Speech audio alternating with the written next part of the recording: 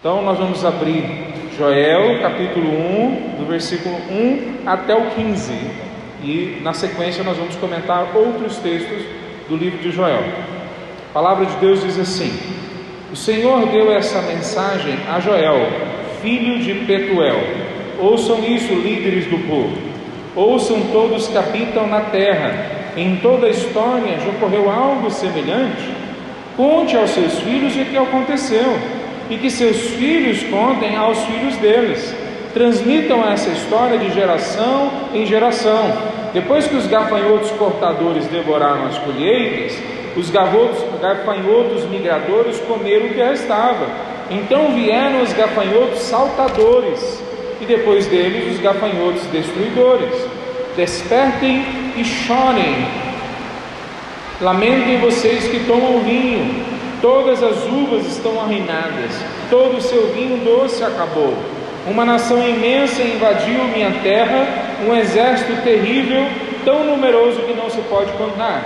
Seus dentes são como os de leões, suas presas como os de leoa. Destruiu todas as minhas videiras, arruinou minhas figueiras, arrancou sua casca e as destruiu, seus galhos ficaram desfolhados. Chorem como uma moça vestida de luto, que lamenta a morte do noivo, pois não há cereal nem vinho para oferecer no templo do Senhor, pois os sacerdotes estão de luto, aqueles que servem na casa do Senhor choram. Os campos estão arruinados, a terra está desolada, o trigo está destruído, as uvas secaram, o azeite acabou. Desesperem-se, agricultores, lamentem vocês que cuidam das videiras. Chorem, pois o trigo e a cevada, todas as colheitas dos campos estão arruinadas. As videiras secaram, as figueiras murcharam, a romanceira, as palmeiras, macieiras, todas as aves frutíferas secaram, e com elas murchou a alegria do povo. Vistam-se de pano de saco e chorem, sacerdotes. Lamentem vocês que servem diante do Senhor.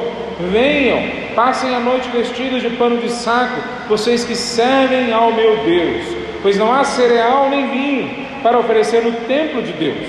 Convoquem um tempo de jejum, juntem o povo para uma reunião solene, tragam os líderes e todos que habitam na terra para o templo do Senhor seu Deus, e ali clamem a Ele. O dia do Senhor está próximo, o dia em que virá a destruição da parte do Todo-Poderoso. Que dia terrível esse dia será. Vamos orar? Santo Deus, nós nos colocamos diante de Ti. Eu lhe peço, ó Pai, que nada venha tirar agora a nossa atenção de ver a Tua palavra sendo explicada. A Tua palavra foi lida e nós clamamos agora que o Senhor venha nos dar sabedoria, entendimento e aplicar a Tua palavra aos nossos corações, à nossa vida. Repreenda agora tudo que não pertence a Ti, tudo que não vem de Ti. Repreenda em nome de Jesus. Que o Senhor possa nos encaminhar e nos proteger. Em nome de Jesus. Amém. Por aí sentados, irmãos. O que significa arrependimento na palavra de Deus? Será que significa a gente ficar triste ou tristinho com alguma coisa que a gente fez? Será que arrependimento na palavra de Deus seria alguma coisa parecida com ficar com o coração apertado? Desculpe lá porque eu errei. Será que alguma coisa assim tem a ver com arrependimento na palavra de Deus? Não, não tem. A primeira coisa que a gente precisa entender, quando a gente quer entender o que a palavra de Deus nos chama a fazer, é entender o que é pecado. E aí a gente pode entender todo o resto. Então a primeira coisa que a gente precisa entender, para entender o que é real arrependimento, é entender o que é pecado. Entender o que é pecado é central em tudo na fé, na verdade. Se nós não entendemos o que é pecado, nós não temos condições de entender a graça de Deus. Nós não temos condições de entender o que Deus fez por nós. Arrependimento, então, tem a ver com esse pecado que é considerado por Deus a coisa mais grave que nós poderíamos fazer, ou seja, rejeitar a vontade dele para as nossas vidas. O que é pecado na palavra de Deus? Pecado na palavra de Deus não é um pequeno deslize que eu cometo, não é um errozinho comportamental que eu tenho. Pecado na palavra de Deus, mesmo o menor pecado que a gente comete, tem um valor infinito, porque pecado na palavra de Deus é ir contra a pessoa de Deus. Então toda pequena ação que nós temos tem um peso infinito em si, porque nós estamos pecando contra um Deus que é acima de tudo e de todos, que é infinitamente grande. Então, quando nós vemos nesse texto falando sobre arrependimento, e é sobre isso que esse texto fala, rasgai o coração, um dos versículos fala isso, então ele está falando sobre julgamento, arrependimento, avivamento, quando nós nos voltamos para Deus. Quando ele fala isso, ele está falando para nós que nós temos que nos voltar para Deus em arrependimento. Paulo, em 2 Coríntios, capítulo 7, versículo 10, ele diz o seguinte: a tristeza que é da vontade de Deus conduz ao arrependimento, que é uma mudança da mente, como a gente viu em Romanos 12. Essa mudança da mente resulta em salvação. Não é uma tristeza que causa remorso, mas a tristeza do mundo resulta em morte. Ou seja, a tristeza do mundo causa remorso, mas não causa transformação. A tristeza do mundo causa em nós um ficar sem jeito na frente do outro, contra quem nós pecamos, contra quem nós erramos, mas não causa em nós mudarmos a nossa vida e chegarmos diante de Deus e confessarmos que nós precisamos da graça dele. Então, quando nós olhamos para esse texto, ele está falando então que nós precisamos nos arrepender, voltarmos para ele, termos a nossa mente mudada, para que assim algo de verdadeiro surja dentro de nós. João capítulo 4, versículo 23, Jesus fala para os discípulos naquele contexto, que na verdade ele fala primeiro para a mulher samaritana, mas na sequência os discípulos participam daquele momento, dizendo para ela e depois para eles, que a verdadeira adoração é causada pelo Espírito Santo de Deus em nós. Deus procura adoradores que o adorem em espírito e em verdade. O Espírito causa em nós algo em nossos corações de verdadeiro, e é isso que Deus aceita, e não a gente chegar tristezinho porque fizemos alguma coisa de errado. Isso não é arrependimento. Arrependimento é chegarmos diante de Deus e clamarmos que Ele mude as nossas vidas. Então, quando nós olhamos essa realidade, a gente vê muitas igrejas clamando por avivamento. Avivamento na palavra de Deus é um arrependimento verdadeiro causado pelo Espírito Santo. Avivamento na palavra de Deus não são dons derramados sobre a igreja. Mesmo igrejas em pecado recebem dons. Se vocês tiverem dúvida disso, leiam 1 Coríntios, uma das igrejas que mais foi falado sobre os pecados do meio deles. Um desses pecados é falado em 1 Coríntios capítulo 5, que eles faziam dentro da igreja algo que nem fora da igreja era feito, mas era uma igreja que tinha todos os dons espirituais, conforme nós lemos no texto. Então os dons espirituais não são sinal de avivamento. Sinal de avivamento é arrependimento, mudança de vida, o Espírito Santo transformando a gente completamente, para que a gente deseje só a Ele, e Ele em primeiro lugar. Veja, quando a gente olha isso, esse texto todo que nós lemos um pedaço e vamos falar sobre ele, está falando sobre isso. Deus convidando o povo para voltar e se arrepender. A palavra Joel, o nome Joel, que é o autor desse livro, significa Jeová é Deus, ou seja, o Senhor, o nosso Deus, é o único Deus. O nome dele já fala isso.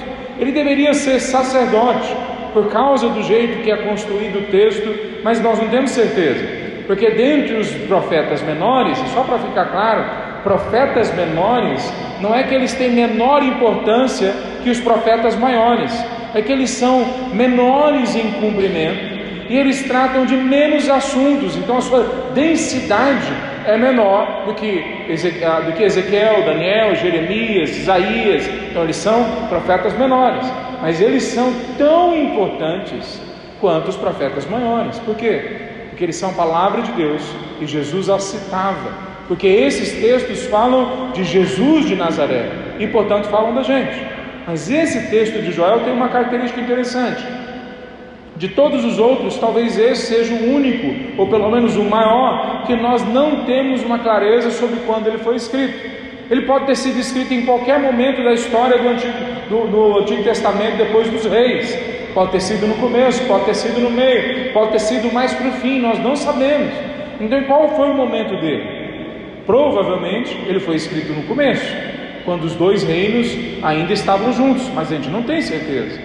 Parece que um dos motivos do autor deixar assim é para que ele pudesse ser usado realmente e aplicado em qualquer momento histórico, inclusive nesse momento histórico que a gente está vivendo hoje, 2.500, 600 anos depois que ele foi escrito. Hoje nós ainda podemos usá-lo e aplicá-lo às nossas vidas. Veja, esse texto fala de uma forma bastante característica de eventos naturais, crises que estão acontecendo no meio deles. Fala de quatro infestações de insetos, gafanhotos, que invadem um país. E depois disso, uma guerra que viria, uma seca que viria sobre o país. Parece que o que ele está fazendo desde o começo, na introdução já do livro, é mostrando que eventos naturais, sofrimento, calamidades que nós passamos, apontam sempre para algo mais grave que Deus vai fazer no futuro em julgamento ao seu povo, às nações. Mas também apontam para o fato de que Deus quer nos salvar dentro da história, mesmo dentro desses problemas que nós passamos. Então, sobre o que esse texto de Joel fala? Ele fala sobre o seguinte: a intervenção do Senhor na história hoje, seja para o julgamento, seja para a salvação, aponta para o grande dia, lá no fim, quando Ele vai julgar as nações e o mundo e vai salvar o seu povo. Por isso a gente precisa agora nos arrepender enquanto é tempo e nos aproximar dele. Então o livro do Joel está falando sobre isso. A intervenção do Senhor agora, seja por julgamento, seja por salvação, seja no evento de sofrimento, seja no evento de livrá-los de algum problema, essa intervenção de Deus hoje mostra no futuro uma intervenção maior, quando Deus virá julgar o mundo, quando Deus virá salvar o seu povo. E isso deveria fazer com que a gente hoje buscasse a Deus enquanto é tempo, para que Ele viesse até a nossa casa e se tornasse próximo de nós e de nossa família. Eu quero falar 3 coisas então sobre isso que o texto fala para nós. Primeira coisa, que toda pequena calamidade aponta para o grande dia do julgamento divino. Todo pequeno sofrimento que nós passamos agora, no hoje, aponta para o dia lá na frente, quando Deus vai vir e julgar toda a terra. Versículo 15 do capítulo 1, ele diz assim: o dia do Senhor está próximo, o dia em que virá a destruição da parte do Todo-Poderoso. Que dia terrível será! Já no primeiro capítulo ele já começa afirmando para nós que aquelas calamidades com insetos, gafanhotos destruindo a lavoura deles, com uma seca sem precedentes na história deles, destruindo tudo o resto que os gafanhotos não tinham destruído, que tudo aquilo mostrava para eles, ou deveria fazê-los prestar atenção, de que lá na frente o julgamento do Senhor viria sobre eles. Veja, todo aquele pequeno momento que nós passamos de sofrimento aponta para o mesmo fato. No capítulo 2, no versículo 31, ele fala da seguinte forma, 2:31: todo aquele que invocar o nome do Senhor será salvo. Então nós vamos ver na sequência que esse momento de sofrimento não é simplesmente apontar para a dor, para aquilo que vai passar lá na frente, mas é sim, em primeiro lugar, sobre isso. Veja, no começo, esse povo entendia, o povo de Israel, eles entendiam que sempre que se falava de julgamento, era sobre os outros povos, os povos inimigos de Deus, os povos que eram inimigos de Israel, aqueles que se levantavam contra Deus. Mas à medida que o Antigo Testamento foi sendo construído, foi mostrando para eles e para nós que não é bem assim. Quando nós olhamos Isaías, por exemplo, Isaías 2:12, Zacarias 14:1, mesmo Amós, o próximo texto, 5, de 18 a 21, nós vemos que esse julgamento não seria somente para o povo, os outros povos, mas seria também para o povo de Israel. E quando nós olhamos o Novo Testamento, quando chegamos em 1 Coríntios 1:8, Filipenses 1:6, nós vemos que esse julgamento também é para a igreja. Veja, ele não está dizendo que há um julgamento lá fora para as pessoas que não seguem a Deus. Ele fala que existe também um sofrimento presente hoje que Deus traz para dentro da igreja dele. 1 Pedro capítulo 4 fala sobre essa realidade. Vamos ler? 1 Pedro capítulo 4.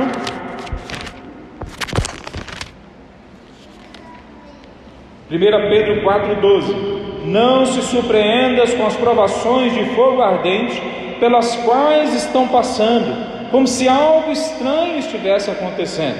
Pelo contrário, alegrem-se muito, pois essas provações os tornam participantes dos sofrimentos de Cristo, que foi o julgamento na vida de Cristo por causa dos nossos pecados.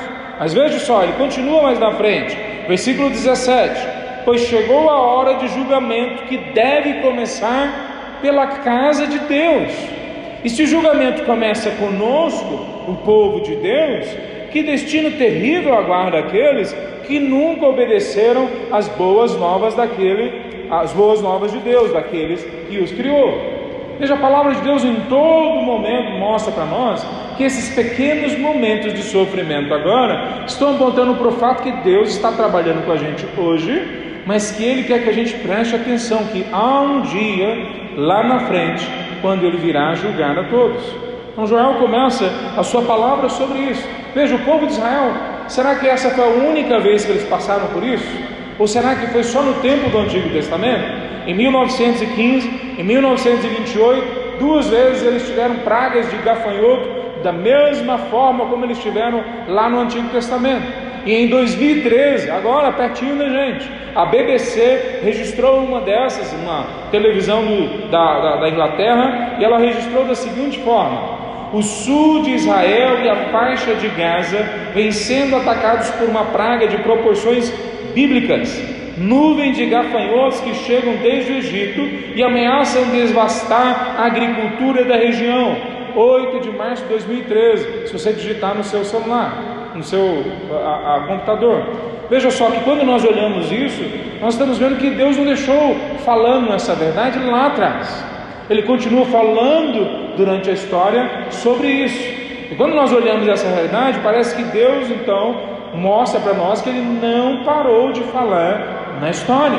Ele continua falando através dos eventos da história.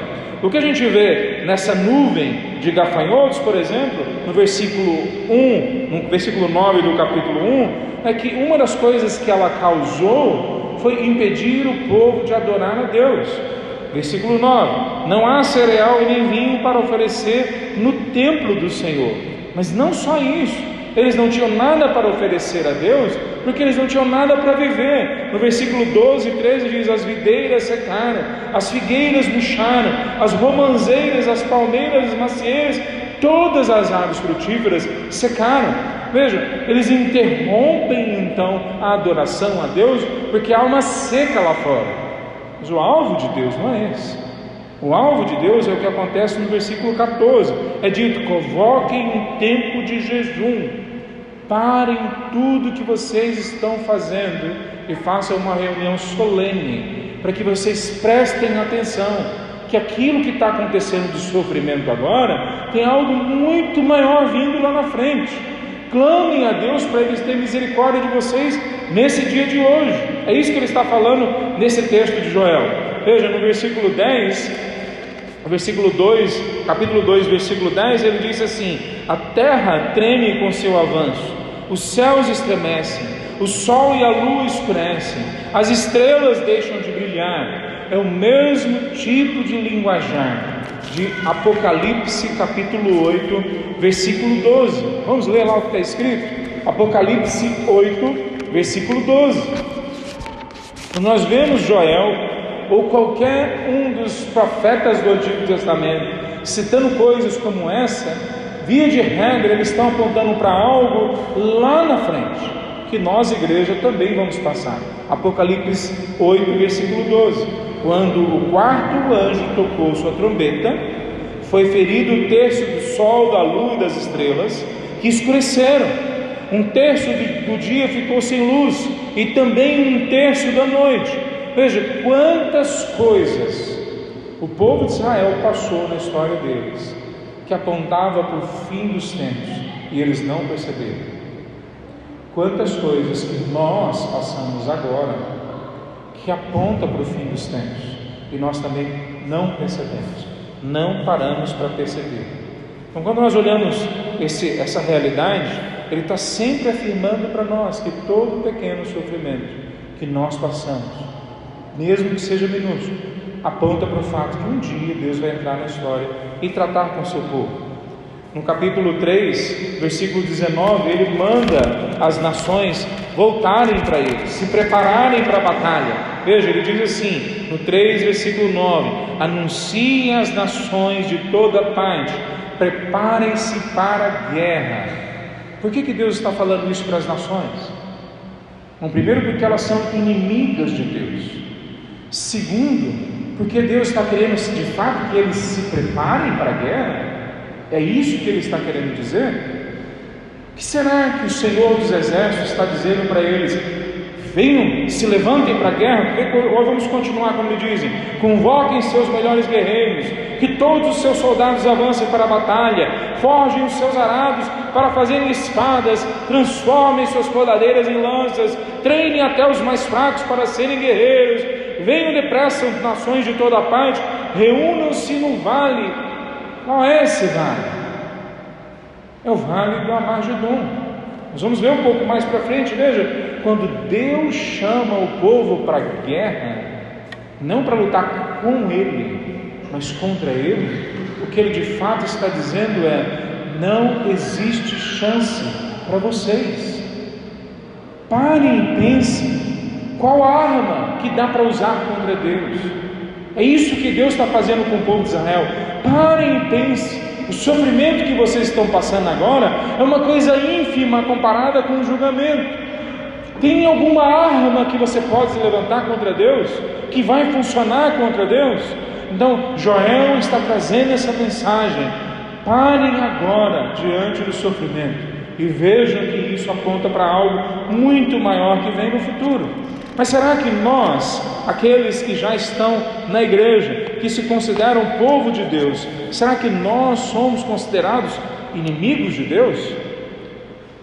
Romanos 5,10: se quando éramos inimigos de Deus fomos reconciliados com Ele mediante a morte do seu Filho, quanto mais agora? Então, nós éramos inimigos de Deus. Colossenses 1,23: antes vocês estavam separados de Deus e na mente de vocês eram inimigos por causa do mau procedimento de vocês. Então quem não segue a Deus é inimigo de Deus. Não existe neutralidade: ou você pertence a Ele ou você é inimigo dele. Filipenses 3,18: como já disse repetidas vezes, agora repito com lágrimas, há muitos dentro da igreja que vivem como inimigos de Deus.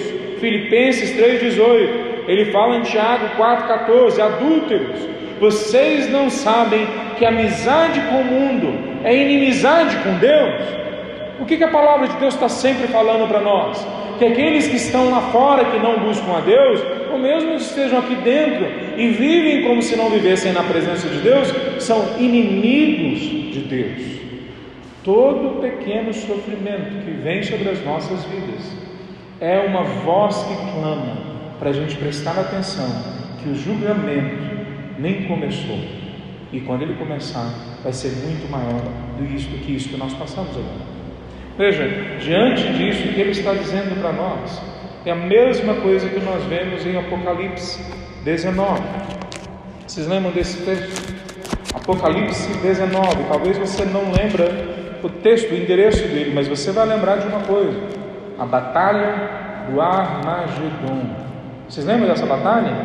As pessoas falam demais que vai ter uma grande guerra, talvez vai ser a terceira guerra mundial, talvez vai ser agora. A Rússia, a China vão se levantar, os exércitos do mundo, eles vão se levantar contra Israel, contra o povo de Deus. Não é assim que é descrito. Lá em Joel é dito para nós que Deus está chamando o homem para lutar contra ele. Não é homem contra homem mais, agora é homem contra Deus. É uma piada, obviamente, é uma piada que nós temos que perceber, que nós vamos sofrer o efeito dela, mas porque diante da batalha lá do fim só existe um vencedor, Olha o que é falado em Apocalipse 19, no versículo 20: vi o céu aberto e surgiu um cavaleiro branco. Seu cavaleiro se chama Fiel e Verdadeiro, pois julga e guerreia com justiça. Seus olhos eram como chamas de fogo, sua cabeça havia muitas coroas. Nele estava escrito um nome que ninguém conhece, a não ser ele mesmo. Vestia um manto encharcado de sangue, e seu nome era Palavra de Deus. É Jesus de Nazaré, esse cavaleiro branco. Existe alguma guerra que acontece? Olha só o que acontece um pouco mais para frente, versículo 19: depois vi a besta e os reis da terra e seus exércitos reunidos para lutarem contra aquele que montava no cavalo e contra seu exército. Mas a besta foi presa, o falso profeta fazia sinais em seu nome, que enganavam todos que recebiam a marca da besta e adoravam a estátua. Tanto a besta como o falso profeta foram lançadas vivos no lago de fogo que arde com enxofre. Todo o seu exército foi morto com a espada afiada que saía da boca daquele que montava o cavalo branco. O que ele está dizendo nesse texto? Que não há batalha diante de Deus.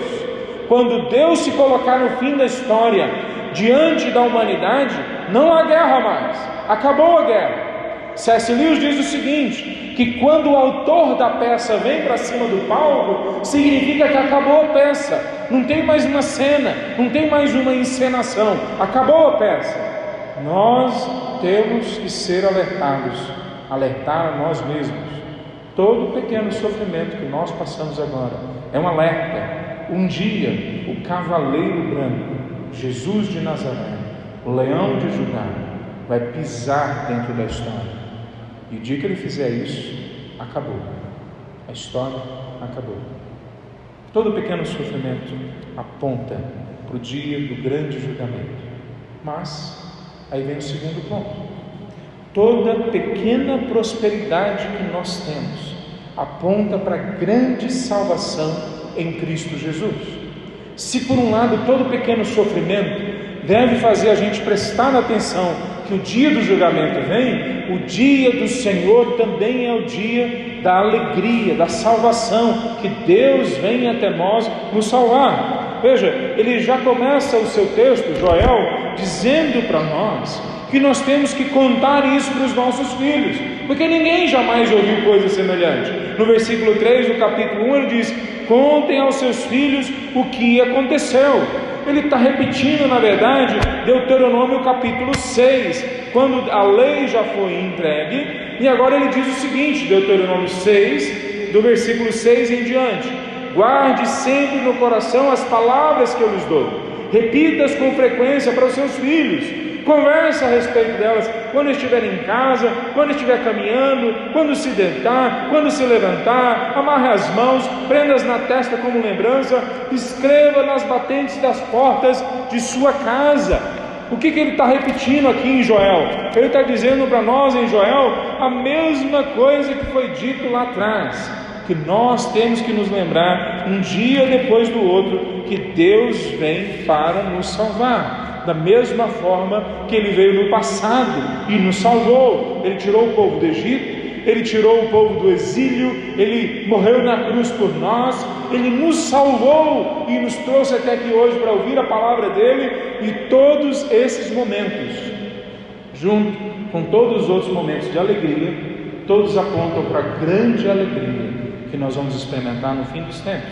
No versículo 25 do capítulo 2, ele diz da seguinte forma, em Joel 2:25: eu lhes devolverei o que perderam por causa dos gafanhotos migradores, dos saltadores, destruidores, dos cortadores. Enviei esse grande exército devastador contra vocês, mas vocês voltarão a ter alimento para se saciar. O que ele está dizendo? Que ele vai devolver o que nós temos por direito? Nós não temos direito a nada. Nós éramos inimigos de Deus, mas Ele está dizendo para nós que Ele tem alegria em nos ver felizes. Veja, Ele cita essa verdade que Ele quer devolver para nós a alegria em alguns textos. Ele cita no começo do texto que Ele quer ver a alegria voltar para a nossa casa. Vamos olhar nesse texto. Nosso alimento desaparece diante dos nossos olhos, já não há alegria, no versículo 16. Depois, quando viramos a página, no capítulo 2, ele começa a falar desse novo momento. Então, no versículo 18 do capítulo 2 diz: então o Senhor teve compaixão do seu povo e zelou por sua terra. E depois, no versículo 23, alegrem-se vocês que habitam em Sião, exultem no Senhor, porque Ele envia chuvas na medida certa, chuvas de outono voltarão a cair, e também chuvas da primavera. O que ele está dizendo? A seca acabou, vocês vão ter prosperidade, vai ter chuva no outono para você poder plantar, e vai ter chuva na primavera para você poder colher. Dois momentos importantíssimos num país que tem seca, como é o caso do Oriente Médio, da maior parte dos países ali. Veja o que ele está dizendo para nós: que Deus se alegra com essas pequenas alegrias que nós nos recebemos. Mas mais do que isso, ele está dizendo que toda pequena beleza, que toda pequena alegria, que todo pequeno momento de felicidade aponta para aquela grande alegria que vai vir no fim dos tempos. Ele não está dizendo para nós que o fim das nossas vidas é ter prosperidade aqui, porque se ele estivesse dizendo isso seria uma contradição, porque no próprio texto diz que eles vão ter dificuldades. No próprio texto de Joel diz que eles estão tendo dificuldades. E depois Jesus diz que no mundo vocês terão aflições, mas tenham bom ânimo, eu venci o mundo. É assim que Jesus termina. Veja, quando nós olhamos esse texto falando de alegria, nós precisamos parar para prestar em algo central sobre a alegria. Capítulo 2, versículo 28, olha o que ele diz: então, depois que eu tiver feito essas coisas, derramarei o meu espírito sobre todo tipo de pessoa. Você já ouviu esse texto em algum local? Atos capítulo 2, mude o seu texto para lá. Atos capítulo 2, a partir do versículo 16. O que vocês estão vendo foi predito há tempos por Joel, e ele começa a citar esse texto. Ele diz: seus filhos e suas filhas profetizarão, jovens terão visões, velhos terão sonhos. Naquele dia derramarei o meu espírito até mesmo sobre servos e servas. Farei maravilhas, o sol escurecerá, e todo aquele que invocar o nome do Senhor será salvo.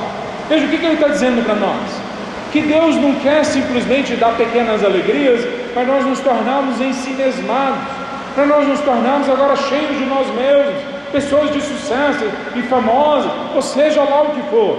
Ele está mandando pequenas alegrias para mostrar para nós que o Deus da bênção é sempre muito maior que a bênção, que o que Ele tem para dar para nós é muito maior do que coisas, do que bens, do que prosperidade. Ele quer mandar, como Ele profetizou aqui, o Espírito Santo de Deus sobre a sua igreja. Joel foi cumprido em Atos capítulo 2. Joel foi cumprido em Atos capítulo 2. Veja, em Atos capítulo 2 a igreja estava escondida, esperando que o Espírito fosse derramado sobre eles. E quando foi derramado sobre eles, então é dito para nós que Joel está cumprindo alegria no coração deles. Agora eles estão exuberantes, e nos próximos anos, décadas, próximos a centenários que eles vão passar pela frente, nós não vemos riqueza, nós não vemos prosperidade, nós não vemos liberdade, nós não vemos coisas externas que alegrem o coração deles. A alegria deles não foi construída naquele momento com coisas externas. Por 300 anos a igreja foi construída com perseguição, com muito sofrimento, escondendo em todos os cantos. Então a alegria que foi cumprida em Joel aqui no livro de Atos não tem a ver com bens, não tem a ver com riqueza, tem a ver com a presença de Deus entre nós. Veja, é essa a verdade que ele está dizendo para nós. A grande diferença que faz no nosso coração não é o quão rico, quão famoso, quão bem sucedido que Deus nos deixa ser, mas é que quando Deus nos dá essas coisas, Ele está apontando para um outro dia, lá no fim, quando Ele sim vai vir morar de uma vez por todas no meio do seu povo. Essa é a verdade. João capítulo 15, versículo 15 diz que Jesus agora se considera nosso amigo. Por que ele é nosso amigo? Porque ele resolveu compartilhar os planos dele com a gente.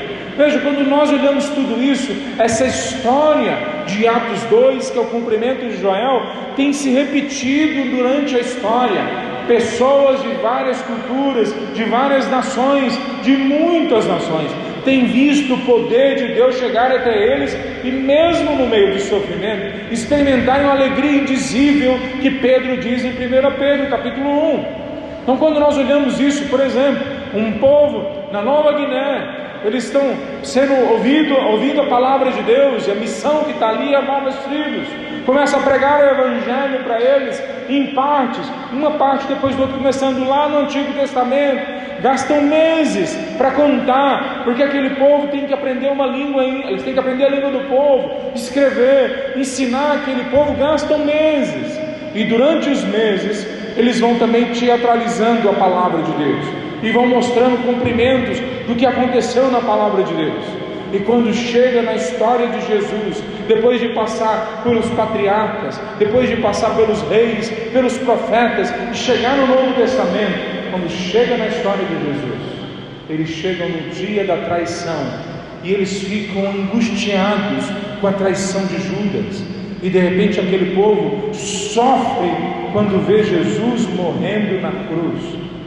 Eles não iguais a nós, porque eles não sabem o que vai acontecer no dia seguinte. Eles não sabem que Jesus vai ressuscitar.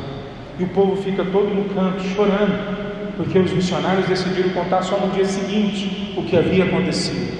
No dia seguinte, eles começam a história dizendo que Jesus ressuscitou. E quando eles começam a descrever a ressurreição de Cristo Jesus, o povo vai saindo do canto, vai se levantando, e eles vão ouvindo aquela mensagem, e eles começam a pular entre eles e gritar: é tal, é tal, é tal, que significa verdade, isso é verdade, isso é verdade. E eles pegam o missionário ou os missionários e começam a jogar para cima, para comemorar. Eles nunca haviam comemorado nada na vida deles como aquilo. Era uma cultura do medo que eles viviam, mas agora Cristo havia morrido e ressuscitado, e eles tinham uma alegria indizível para viver no meio deles. Então, o que é o Evangelho que chega mesmo no Antigo Testamento para nós? O Evangelho é a mensagem que Deus tem algo para nós, muito acima do que qualquer alegria que pode ser nos oferecida, e que mesmo quando essas alegrias vêm dele para nós, Ele está querendo que a gente preste atenção naquele último dia, quando Ele virá nos entregar a nós agora o reino dele, a presença dele, a plenitude de vida que Ele nos promete. Veja, essa é a segunda coisa que nós vemos em Joel. Terceiro ponto, então, que nós vemos em Joel: se por um lado toda pequena tristeza aponta para o dia do julgamento, toda pequena alegria aponta para o dia da salvação, agora nós quero terminar falando o seguinte: que todo momento vivido nós temos que viver com o objetivo de voltar para Deus. A cada hora, a cada momento, nós temos que trazer a nossa mente, a nossa atenção, o nosso foco, para prestarmos atenção em Deus. Veja, no capítulo 3, versículo 1, é dito da seguinte forma: no tempo em que essas coisas acontecerem, quando eu restaurar Judá e Jerusalém, eu reunirei todas as nações no vale de Josafá. Veja, ele está se referindo aqui de novo à segunda vinda de Cristo Jesus, aquele momento lá no fim. O que é o vale de Josafá que nós vemos nesse texto? O vale de Josafá aqui, que é o vale agora que Jeová julga, é o que significa Josafá, é o mesmo vale que nós vemos em outros locais como o vale do Amargedon. É o mesmo vale que em outros locais nós vemos como o vale ou campo da decisão. Versículo 14: multidões e multidões esperam no vale da decisão. É o mesmo vale, mas é o mesmo local. O que ele está dizendo para nós? Aonde que todos nós vamos chegar diante de Deus.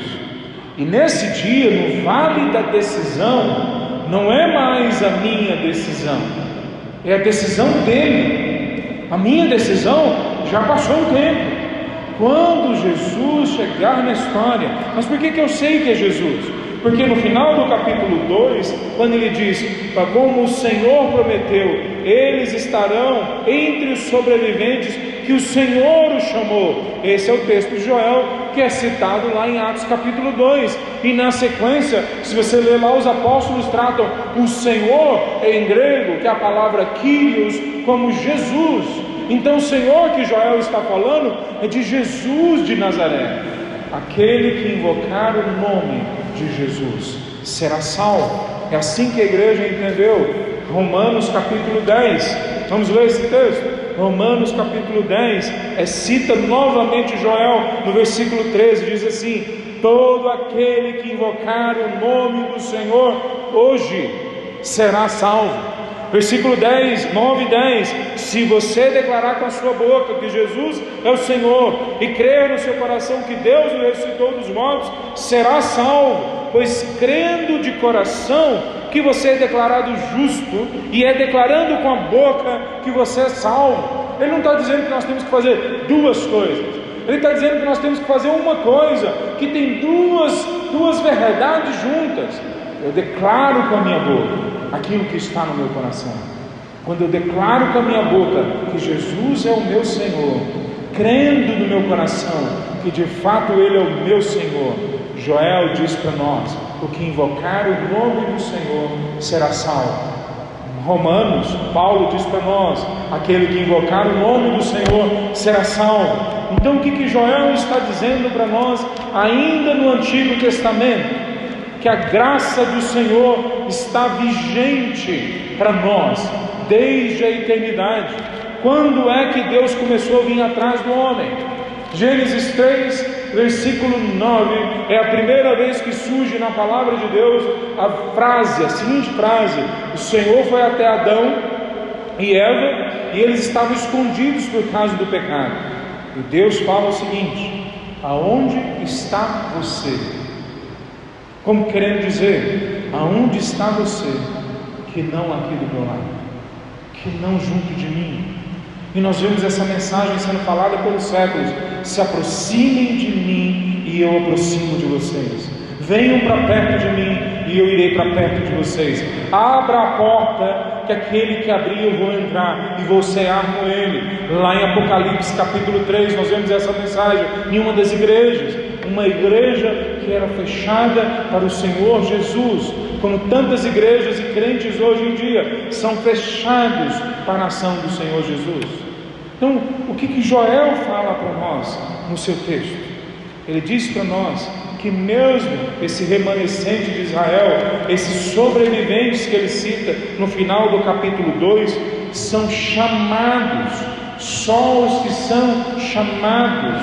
O que ele está dizendo para nós?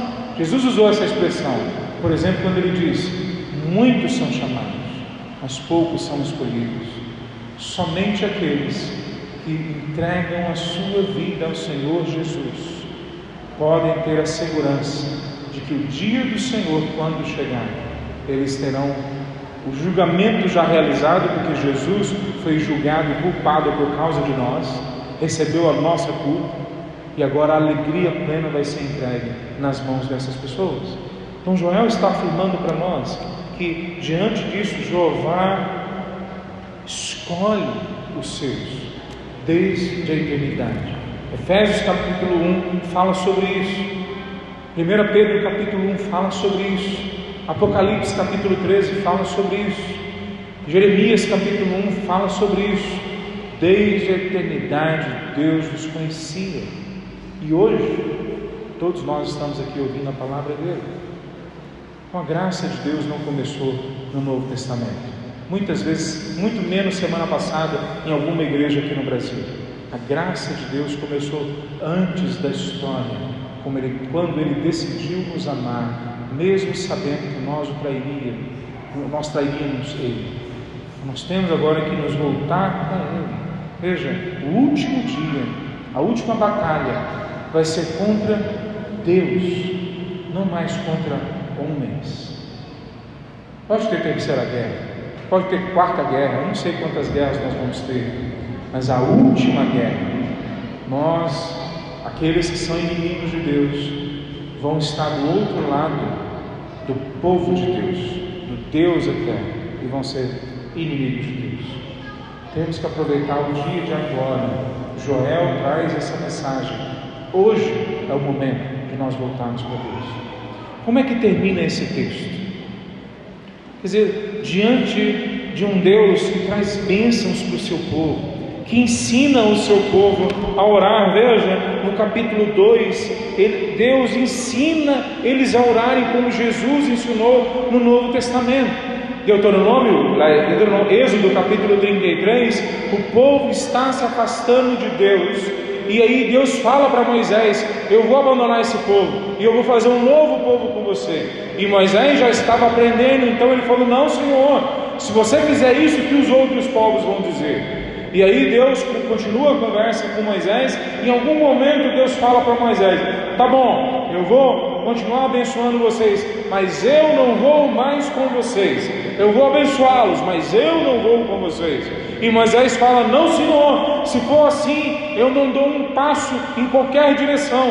Se o Senhor não vier com a gente não vai. Deus vai espremendo Moisés, para Moisés falar aquilo que ele deveria falar, para ele orar aquilo que ele deveria orar. Mas é entregue para nós essa oração de mão beijada aqui em Joel. Veja, Deus ensina o povo a orar. Capítulo 2, versículo 17, a parte B, Deus fala assim para eles: que façam esta oração: poupa teu povo, Senhor, não permitas que a nação que pertence a ti torne objeto de zombaria. Não deixe que seja motivo de piada para as nações que dizem: onde está o seu Deus? O próprio Deus ensina eles a se arrependerem, a voltarem.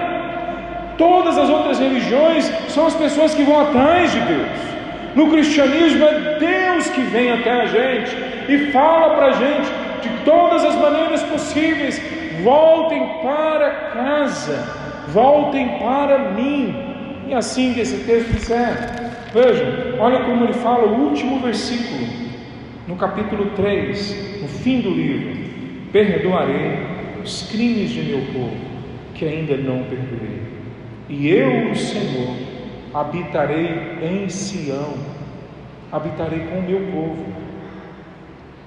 Toda calamidade, todo sofrimento aponta para o dia do Senhor, quando todos os povos, toda a humanidade será julgada. Toda alegria que nós vivemos aponta para o dia do Senhor, quando o seu povo será salvo. Mas então isso significa que a cada momento que nós vivemos, nós precisamos voltar para o Senhor, e a promessa é que Ele vai habitar no meio do seu povo, que somos nós. Então, o que nós podemos tirar especificamente disso? Primeiro, coloque diante de Deus agora os seus pecados. Não existe pecadinho diante de Deus. Diante da sociedade existem pecados que são maiores do que outros. Diante de Deus, todo pequeno pecado tem um peso infinito, porque o nosso Deus é infinitamente grande. Então coloque diante dele agora todos os seus pecados. Segundo, passe agora limpo a sua história, suas dores, suas alegrias, e clama a Deus para que esses dois momentos na sua vida levem você a pensar naquele dia quando Ele vai voltar. Clame a Deus: Senhor, me ajude a pensar dessa forma. Há mais de 2.700 anos atrás, Joel escreveu esse texto, e ele ainda hoje é presente para as nossas vidas. Nós temos que nos dobrar diante de Deus e clamar: Senhor, humildemente nós precisamos ser transformados por Ti, nós precisamos da Tua presença. O verdadeiro avivamento é a presença de Deus no meio de um povo contrito, arrependido e absolutamente aberto para a ação dele. Que nós possamos ser esse povo, como Israel pôde viver e foi profetizado a eles, como a igreja viveu no primeiro século em alguns momentos, e como a igreja tem vivido durante a história em vários outros momentos. Que hoje nós possamos nos arrepender, voltar para Deus, e todas as alegrias que temos e bênçãos que temos, que sejam uma pequena demonstração para nós que o nosso Deus é muito maior do que as bênçãos que Ele nos dá. Vamos ficar em pé, meus irmãos, para nós orarmos? Santo Deus, nós nos colocamos diante de Ti agora e nós clamamos, ó Pai, que se há alguém aqui que ouviu o Evangelho talvez pela primeira vez ou talvez já algumas vezes, mas hoje fez sentido, hoje teve um trabalhar do Teu Espírito, que o Senhor possa, Deus, dar coragem a essa pessoa, transformação na vida dela, que ela se entregue a Ti, que ela mude agora a vida dela para que seja completamente dedicada a Ti. Senhor Deus, nós clamamos pelas nossas famílias, por essa igreja, por essa cidade, ó Pai, que o Evangelho possa invadir cada canto escuro das nossas vidas, do nosso ambiente aqui. Abençoa, Deus, essa igreja, para que ela pregue a palavra e ela veja o resultado da Tua graça na vida das pessoas em volta dela. Ó Deus, nós clamamos pelo pastor Natan, pelos líderes da igreja, que o Senhor venha derramar uma graça sobre medida na vida deles. Alcança cada família, mesmo daqueles que não estão aqui hoje, que a Tua palavra possa alcançá-los e possa transformar a vida deles. Em nome de Jesus que nós oramos. Amém. Por esse momento.